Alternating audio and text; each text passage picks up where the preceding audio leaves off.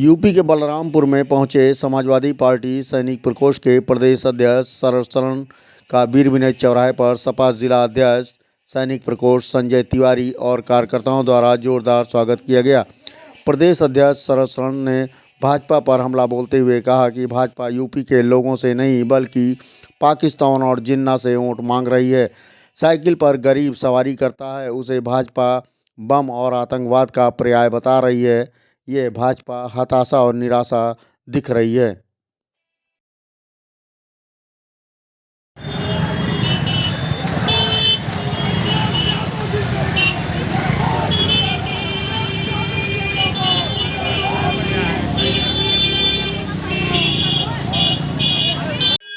दूसरा, जहाँ तक आप जानना चाहते हैं कि हमारा आने का यहाँ उद्देश्य क्या है, एक्चुअली ये सारी लड़ाई लीडरशिप की है कि जो भारतीय जनता पार्टी के मुख्यमंत्री और हमारी पार्टी के नेता के बीच में जो लीडरशिप का फ़र्क है उसकी बात।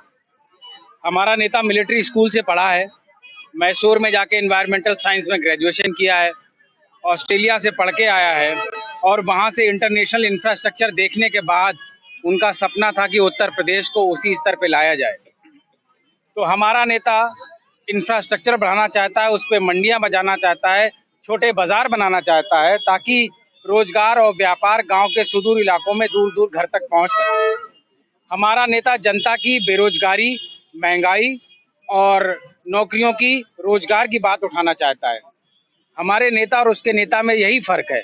हमारा नेता 25 करोड़ की जनमानस के दर्द पे वोट मांग रहा है और भारतीय जनता पार्टी के लोग अब उत्तर प्रदेश छोड़िए, हिंदुस्तान से भी वोट नहीं मांग रहे हैं। अब वो पाकिस्तान और जिन्ना से वोट मांग रहे हैं चुनाव जीतने के लिए। इस फर्क को जनता के बीच में बताने के लिए और ये बताने के लिए कि हमारा नेता मिलिट्री स्कूल से पढ़ा है। हम फौजी इस बात पे फक्र करते हैं कि हमारे नेता की इथोज और एथिक्स फौजी है। उसी बात को जनमानस में बताने के लिए, जनमानस को जगाने के लिए कि फौजी जब बंकर में लड़ाई लड़ता है तो अपने दाहिने और बाएं अपने साथी, अपने भाई को देखता है, उसकी धर्म और जात नहीं ढूंढता है। यही सोच हमारे नेता की है। यही गली गली अलग जगाने के लिए फौजी सड़क पे उतरे। भारतीय जनता पार्टी कह रही है कि आतंकवाद को बढ़ावा देना है तो समाजवादी पार्टी को समर्थन देना। मैं आपके माध्यम से जनता को ये बताना चाहूँगा कि जिस साइकिल पे वो विद्यालय जाते हैं, जिस साइकिल पे वो बाजार जाते हैं, जिस साइकिल पे बिटिया को स्कूल छोड़ने जाते हैं, जिस साइकिल से खेत में फावड़ा लेके जाते हैं, जिस साइकिल से खेत से बरसीम काट के जानवर के लिए लेके आते हैं, उस साइकिल को बम और आतंक का पर्याय भारतीय जनता पार्टी के लोग बता रहे हैं। आप जनमानस से पूछिए, हमारे देश में, हमारे प्रदेश में 50 साल से साइकिल गरीब आदमी का साधन है। अब गरीब आदमी के साधन को भी उन्होंने बम का उपयोग करने के लिए औजार बता दिया है। ऐसे छोटे छोटे निचले स्तर के बयान देश के इतने बड़े पद पे बैठे लोगों को नहीं देना चाहिए, लेकिन ये उनकी हताशा है क्योंकि देश और प्रदेश के जो वास्तविक मुद्दे हैं वो उनसे भाग रहे हैं।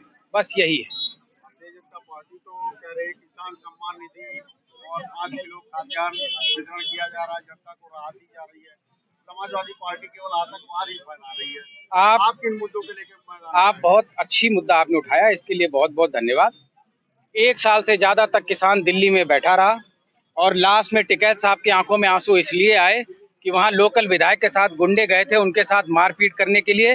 शासन और प्रशासन और पुलिस उनके साथ थी, लेकिन जब उन्होंने बोला कि जब गांव से मेरे पानी आएगा तब मैं पानी पीऊंगा, और ये ग्रामीण अवस्था के लोग समझते हैं इसका मतलब क्या होता है। इसका मतलब टेर होती है अपने भाइयों के लिए, अपने चाचा के लिए, अपने पिता के लिए, अपने ताऊ के लिए, अपने भतीजों के लिए कि आओ हमारे को खतरा है, ये हमसे गुंडागर्दी करना चाहते हैं। और 750 से ज्यादा किसान मर गए। साइकिल में बम ढूंढने वाले उस प्रदेश के मुख्यमंत्री थे जब वहां बम फटा था, और 750 किसानों की मौत पे ना एक आंख में एक बूंद आंसू आया, ना एक आवाज आई। ये गद्दी के चोर, ये गद्दी के नशेमन, जब इनको लगा कि इनकी गद्दी जाने वाली है तो इन्होंने अपनी आंखों में आंसू डाल के अपनी भूल स्वीकार करके ये बिल वापस लिया है। अगर ये आगे मौका आएगा, ये बिल दोबारा आएगा। ये किसान को अशिक्षित और गंवार समझते हैं। किसान जो खेती बिना गूगल और बिना मोबाइल के करता है वो नब्ज दूर से पकड़ लेता है। इसलिए किसान ने इस सरकार को नेस्तनाबूद करने का फैसला किया है। हमारा नेता किसान के साथ है क्योंकि वो किसान की औलाद है। 10 रुपए का बिस्किट 12 रुपए में बेचने वाले गुजराती का औलाद नहीं है। यही उनमें और हम में फर्क है।